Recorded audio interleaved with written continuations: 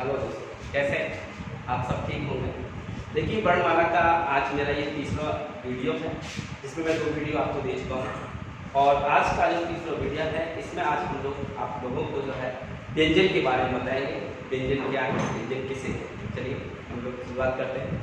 देखिए, मैंने अब तक आपको स्वरों के बारे में बताया था। स्वरों में एक चीज़ रह गया था आपका जो है या संवृद्धि वाला, वो जो टॉपिक है उसमें अरिहंत पे कुछ और दे रखा है, विषय पे कुछ और दे रखा है। जब तक मैं पूर्ण से संतुष्ट नहीं हो पाऊंगा, जब तक मैं आपको जो है वो बाद में मैं आपको बताता हूँ। अब देखिए, हम आप लोग जो है व्यंजन के बारे में बताता हूँ। बात आती है व्यंजन क्या है, व्यंजन किसे कहते हैं। देखिए, पहले वीडियो मैंने आपको बताया था कि व्यंजन किसे कहते हैं। हमने ये कहा था कि स्वर जो होते हैं वो स्वतंत्र होते हैं, जिन्हें बोलने के लिए, उच्चारण करने के लिए हमें किसी अन्य वर्ण की सहायता नहीं लेनी पड़ती है। किंतु ये जो व्यंजन है इनका उच्चारण करते समय, इनको बोलते समय हमें दूसरे वर्णों की सहायता लेनी पड़ती है, अर्थात हमें स्वरों की सहायता लेनी पड़ती है। यानी व्यंजन वो होते हैं जो हम स्वरों की सहायता से बोलते हैं। आपसे पूछेगा कि व्यंजन किसे कहते हैं, तो दूसरे वर्णों की सहायता से बोले जाने वाले वर्ण व्यंजन कहलाते हैं। नेक्स्ट अगला क्वेश्चन आपसे ये पूछ सकता है कि व्यंजनों की संख्या कितनी होती है, तो मूल व्यंजनों की संख्या 33 मानी गई है। कितनी मानी गई है? 33। अब आगे बात हम लोग करते हैं कि व्यंजनों का वर्गीकरण, और व्यंजनों के वर्गीकरण में हम सबसे पहले लेके चलेंगे स्पर्श व्यंजन, अर्थात स्पर्श व्यंजन। देखिए, हम लोगों को रटना नहीं है कि स्पर्श व्यंजन कौन कौन से होते हैं। पहले आप ये समझिए कि स्पर्श व्यंजन किसे कहते हैं, हमको ये समझना है, ना कि ये रटना है कि स्पर्श व्यंजन ये है। ऐसे तो आज आप लोग कल भूल जाओ, कोई फायदा नहीं है। बट आपको क्या करना है, समझ करके पढ़ना है, और एक बार समझ जाओगे तो जीवन भर आप लोग नहीं भूलोगे। तो वो कह रहा है कि स्पर्श व्यंजन कौन से होते हैं, तो आप सीधा सीधा याद रखिए, स्पर्श व्यंजन वे वर्ण होते हैं जिनका उच्चारण करते समय हमारी जो जिह्वा है, अर्थात जो जीभ है, वो मुंह के विभिन्न भागों से टकराती है। जैसे हमने कहा चा, तो चा बोलने में क्या हो रहा है, हमने चा का उच्चारण किया, तो चा बोलने में हमारी जीभ किससे टकराई? तालु से, तो ये कैसा हो गया? तालव। हमने बोला का, तो का बोलने में क्या, कहां से बोल रहा है? का उच्चारण करते समय कंठ से, तो ये कंठ से बोला गया है।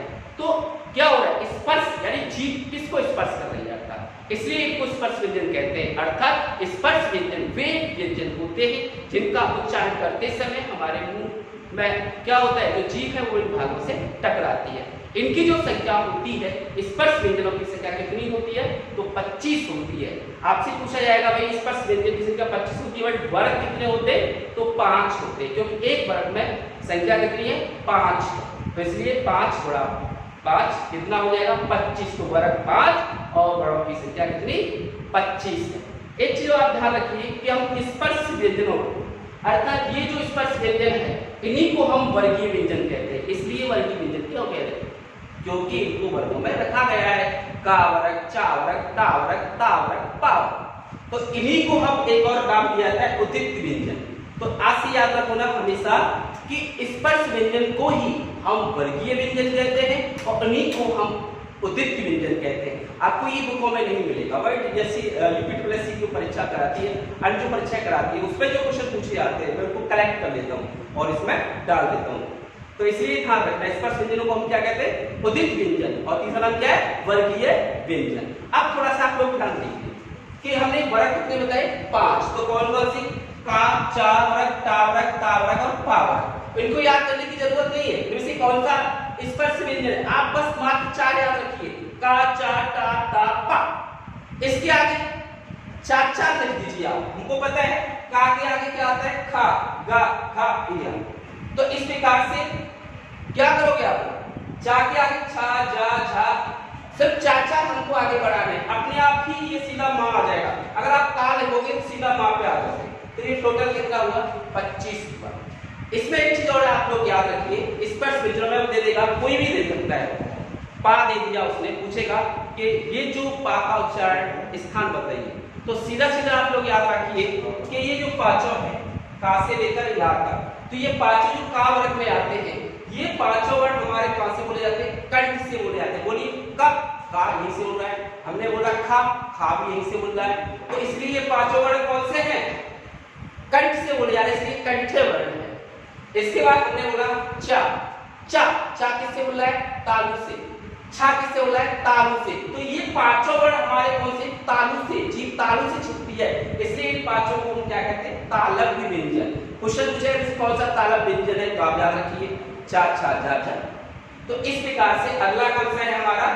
मूर्धन्य व्यंजन, यानी टा से लेकर रा तक। क्यों है? क्योंकि इन व्यंजनों को बोलते समय हमने बोला टा, आप भी बोलो टा, टा पे क्या हो रहा है? जीभ ऊपर मुड़ रही है, था। तो ये पांचों ऐसे हैं जो कि क्या होगा? जीभ ऊपर की ओर मुड़ती है, इसलिए इनको मूर्धन्य व्यंजन कहते हैं, अर्थात मूर्धा व्यंजन। इसके बाद हमने बोला ता, तो ये पांचों हम बोला ता, तो ता में क्या होता है? ता, था, दा। इनको बोलने में क्या हो रहा है कि हमारी जीभ दांतों की जड़ से छिपती है, दांतों की जड़। ता छिप रहा है नीचे, था, जीभ की अगला भाग देखिए किससे छिप रहा है? दांतों छिप रहा है, इसलिए इसमें गए ये पांचों दंत व्यंजन, तो इनको हम दंत व्यंजन बोलेंगे। इसके बाद ये पांचों वर्ण, ये इनको हम ओष्ठ व्यंजन बोलते हैं। ये क्यों बोलते हैं? सीधी सी बात है, होठों से बोलते हैं, बिना होठ बोल के। तुम बता दो मुझे। अब मैं आपसे कहने लगूं, बचपन में हम वो खाते थे क्या? पंजीरी खाते थे, बोलते थे, हम कहते थे बोलना फूफा, तो फूफा ऐसे ही बोलता तो पंजीरी सामने वाले के मुंह से। क्यों? उसको पता है फा का उच्चारण सिर्फ होठों से होता है, और जैसे ही वो बोलेगा पंजीरी पा, पा, फा, होठों से बोलता है। बोलते थे पापा कह हमसे, ऐसे बुलवाते थे। तो इसलिए ध्यान रखिए ये पांचों वर्ण कैसे हैं हमारे? पा, फा, बा, भा, पा, ये होठों से बोलते हैं, इसलिए व्यंजन कौन से? ओष्ठ व्यंजन। तो इसलिए आप लोगों को बिल्कुल नहीं रखना है, आप स्पष्ट व्यंजन क्लियर हो गए आपके। नेक्स्ट, अगर कोई दिक्कत आती है कमेंट में लिख के दीजिए, मैं उसका जवाब दूंगा। नेक्स्ट अगला कौन सा है हमारा? अंतस्थ व्यंजन। कौन सा व्यंजन है? अंतस्थ व्यंजन। देखिए अंतस्थ व्यंजन वे व्यंजन होते हैं जिनका उच्चारण करते समय क्या होगा? ना तो वो पूर्व से बाहर ही निकल पाते हैं, ना अंदर ही रहते हैं, बीच में अटके रहते हैं, इसलिए इनको हम अंतस्थ व्यंजन कहते हैं। तो कौन कौन से याद रखना? चार होते हैं, या, रा, ला और वा। ये चारों में लिखे या, रा, ला और वा। इसके बाद इसमें आप लोग, मैंने आपको एक चीज बताया था कि ध्यान रखना कि पहले या दूसरे वीडियो बताया था, ये जो या है और वा है, ये दो व्यंजन ऐसे ही को अर्ध स्वर कहते हैं। क्यों बोलते हैं? क्योंकि इनकी ध्वनि स्वर और व्यंजन दोनों के लिए सामुदायिक भाषाओं का मैंने उदाहरण आपको दिया था। आपको याद सीधा रखना है कि कौन सा अर्ध स्वर है, तो या और वा। नेक्स्ट अगला है हमारा रा। रा क्या? रा वर्ण को हम प्रकंपित वर्ण भी कहते हैं और लुंठित भी कहते हैं। भाई रा बोलना, बोलो रा, रा, तो क्या हो रहा है? कंपन हो रहा है ना जीभ का अगले भाग में। अरे तुम खुद बोलो ना एक बार, हटना नहीं है, बोलो रा, रा। तो जीभ क्या हो रहा है? कंपन कर रही है, इसलिए इसको प्रकंपित वर्ण कहते हैं। तो हमेशा याद रखना रा को हम क्या बोलते हैं? प्रकंपित या लुंठित वर्ण। नेक्स्ट अगला है ला। कौन सा है? ला। तो देखो ला व्यंजन को हम पार्श्विक बोलते हैं, पार्श्विक वर्ण बोलते हैं। क्यों बोलते हैं? बोलो ला। तो ला जब बोलते हैं, जीभ के दोनों हिस्से वाले पार्ट्स होते हैं। कौन से दोनों हिस्से वाले? मानो ये जीभ है, तो ये वाला जो पार्ट्स है, यहाँ से हवा निकलती है ला, ये नीचे बहता है ला, पार्ट्स, जीभ के जो पार्ट्स है, इसलिए ये कौन सा वर्ण कहलाया? पार्श्विक। तो आपको याद रखना होगा कौन सा अर्ध स्वर है, कौन सा प्रकंपित है, कौन सा लुंठित है और कौन सा पार्श्विक। ओके, आगे चलते हैं। इसके बाद हमारा ऊष्म संघर्षी व्यंजन। ये ध्यान रखना, बड़ा कंफ्यूजन होता है। ये बोल रहा है ऊष्म संघर्षी व्यंजन, ना कि स्पर्श संघर्षी व्यंजन बोल रहे हो। अलग अलग बोलते हैं, स्पर्श संघर्षी व्यंजन और ऊष्म संघर्षी व्यंजन। तो देखिए ऊष्म संघर्षी व्यंजन कौन से होते हैं? ये हमेशा ध्यान रखना, चार होते हैं। शासीटी होता है, श, श, स और हा। शासीटी, सासवाड़ा, सासवाला और हा, हा। ये चार होते हैं हमारे कौन से? ऊष्म संघर्षी व्यंजन। रटने को तो कोई रट सकता है, बट बोलना पड़ता है। पर आप क्यों रटते हो? जब मैं हूं ना, रटने की जरूरत नहीं है।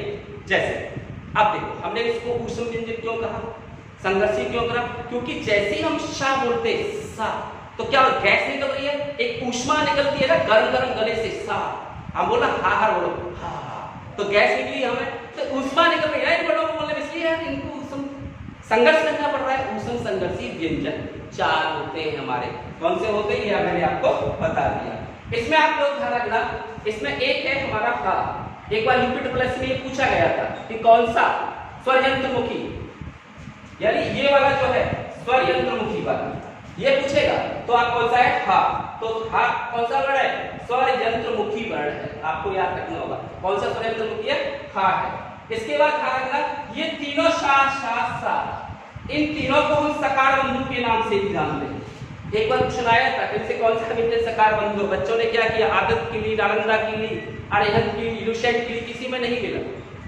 जब उसकी आंसर की आई तब मैंने उसमें देखा था किसको खा गया, तब मैंने इसको समय नोट कर लिया था कि मैं जब बच्चों को बताऊंगा तो इस चीज को बताऊं। तो इन तीनों को हम सकार बंधु के नाम से जानते हैं, किस इन तीनों शामिल। नेक्स्ट अगला है हमारा, ये ध्यान रखिए, उच्छित या द्विगुण व्यंजन। उत्छित या द्विगुण, दो गुण है, वाह दो गुण हो गए, उच्छित, और इन्हीं को हम नव विकसित व्यंजन कहते हैं। ये ध्यान रखना, ये किसी एक दो किताब में आपको नहीं मिलेगा, कई किताबों में अध्ययन करने के बाद इन चीजों को निकाला जाता है, पता नहीं कहाँ से क्वेश्चन को पूछ ले। हमारी कोशिश होती है कि अपने छात्रों को मैं 100% देने की कोशिश करता हूँ। उच्छित व्यंजन या दूसरा द्विगुण व्यंजन, और उन्हीं को हम नवविकसित व्यंजन कहते हैं। क्यों कहते हैं? क्योंकि हिंदी के 12 विकसित व्यंजन है भैया, इसलिए इनको नवविकसित व्यंजन भी कहते हैं। तो कौन से ध्यान रखना आप लोग, जब डाटा बनाते हो ठा बनाते हो तो यहाँ लगते हो ना, तो ये दोनों व्यंजन हमारे कौन से, इनसे कोई वर्ण शुरू नहीं होता है हिंदी में, ध्यान रखना, कोई भी शब्द इनसे कभी शुरू नहीं होता है। तो ये दोनों हमारे कैसे, उच्छित द्विगुण नवविकसित, कौन सा हुआ, डा और ठा, इस पर बिंदी लगेगी इससे। नेक्स्ट अगला है आगत व्यंजन। आगत मैंने नहीं बताया था, आगत बाहर से आए हुए आगत व्यंजन, अर्थात ये फारसी से आए हुए, तो इनको आगत व्यंजन कहा जाता है। कौन सा, का खा गा जा, का खा गा जा और इस पर नुक्ता लगता है, इसको नुक्ता कहते हैं। ये बाहर से आए हैं, फारसी के हैं। क्वेश्चन देखा कौन सा आगत व्यंजन, आपको पता होना चाहिए, नोट्स की साथ साथ आप बनाते चलो। नेक्स्ट अगला है हमारा संयुक्त व्यंजन। ये क्वेश्चन कई बार पूछा जाता है कि भाई कौन सा संयुक्त व्यंजन है, तो 4 है, कौन से, छ, त्र, ज्ञ और स। तो अब बात ये नहीं आती है, अब वो क्वेश्चन नहीं पूछेगा, अब बहुत ज्यादा एडवांस पूछने लगा है। अब ये नहीं पूछेगा कौन सा इनमें से छाटिए कौन सा संयुक्त व्यंजन है, ये सब नोट लेते हैं, छ, त्र, ज्ञ और स, चारों में से कोई देगा बता देंगे। बट अब वो ये पूछता है कि छ किससे बना होता है, त्र किससे बना होता है, ज्ञ किससे बनता है, स किससे बनता है। हमेशा ध्यान रखना, ज्यादातर पूछता है छ को और क्या पूछेगा, ज्ञ को, क्योंकि इसमें कंफ्यूजन होता है। तो हमेशा ध्यान रखना छ किससे बनता है, का से और सा से, कोड़ा से। और हमेशा ध्यान रखना संयुक्त व्यंजन का पहला वर्ण में हलंत लगाना जरूर, बिना स्वर का है तो का पे हलंत लग रहा है, सा, इन दोनों से मिलकर बनता है छ। त्रा, ये तो तुम सोच लो कि त्रा बोलना है, ता होगा, पर हलंत का ध्यान रखना, हलंत जरूर आएगा, ता पे हलंत आएगा, ज्ञ, तो इस पे ध्यान रखना है, जाज और कुआं खाली, जा पे हलंत लगे। इसके बाद शा, शाशीटी आएगी इसमें हलन और रा, तो ध्यान रखना कंफ्यूज कर देगा, सा शा 3 लगा देगा, अब पता नहीं कौन सा आएगा, तो ये आपको याद रखना होगा, शा और रा। इसके बाद है द्वितीय व्यंजन। देखो ये भी मैंने देखा है कई बार, दिल्ली पुलिस में भी क्वेश्चन एक बार पूछा गया था, और एक बार इसमें यूपी SSC में भी आया था कि इनमें से कौन सा द्वितीय व्यंजन है, बच्चे घूम गए क्योंकि उसमें नहीं रखा किताबों में। तो हमेशा ध्यान रखें, द्वितीय व्यंजन वहां होगा जहां 2 समान व्यंजन होंगे और उनके बीच में कोई स्वर नहीं होगा, वहां हम द्वितीय व्यंजन, जैसे हमने बोला फॉर एग्जाम्पल हम बोलते हैं दिल्ली, उदाहरण में लिख रखा है। तो अब देखो मैंने इधर क्या लिखा हुआ है, दिल्ली, तो ला और ला दोनों समान व्यंजन है, इन दोनों के बीच में स्वर का प्रयोग नहीं है, ला आधा ला रहा है तो दोनों के बीच में स्वर नहीं है, इसलिए ये कौन सा व्यंजन का क्वेश्चन के करने में से किस शब्द में द्वितीय व्यंजन का प्रयोग किया गया है, तो इसमें किया गया है। जैसे मैंने आपसे बोलूं बिल्ली, मैंने बोला बिल्ली, बिल्ली, तो इसमें द्वितीय व्यंजन का प्रयोग है। मैंने बोला कुत्ता, तो कुत्ता में क्या होगा, ये ता आता था, ये 2 समान व्यंजन आए और बीच में कोई स्वर ना हो, वो शब्द में किसका प्रयोग होगा, द्वितीय व्यंजन का होगा। इसके बाद अगला कुछ नोट में बच्चे थे, हमेशा ध्यान रखना व्यंजनों को, क्वेश्चन आता है कि व्यंजनों को कितनी लाइनों में लिखा जाता है। क्वेश्चन एक बार TGT में पूछा गया था हिंदी में, अब किसी नोट्स में गाइड था ही नहीं, फिर वही मैंने तो देख लिया था भैया, आंसर किया इसमें देख लिया, कितनी लाइनों में लिखा जाता है, हमेशा ध्यान रखना 8 लाइनों में लिखा जाता है। तो व्यंजनों को कितनी लाइनों में लिखा जाता है, 8 लाइनों में लिखा जाता है। इसके बाद अगला है स्पर्श संघर्षी व्यंजन, यानी स्पर्श संघर्षी, झनकार, स्पर्श संघर्ष, हमने बोला चा छा छा, तो झनकार सी मार रही है, तो स्पर्श संघर्षी व्यंजन कौन से, ये ध्यान रखना, ये 4 है, छा छा छा और झा, इनको बोलते हैं कौन सा, स्पर्श संघर्षी व्यंजन। और नेक्स्ट अगला प्रश्न है आपके लिए लेके आया, देखते हैं कौन जवाब देगा। सबसे पहले कमेंट करके मैंने आपके सामने ये प्रश्न रखा है, अमानक गणों की संख्या बताइए। हिंदी में अमानक गणों की संख्या कितनी होती है, अगर कोई बताता है तो उस कमेंट लिखना है वो कौन सा होता है। इसका जवाब मैं नेक्स्ट वीडियो में दूंगा या उससे अगली नेक्स्ट वीडियो में दूंगा, ठीक है, ओके।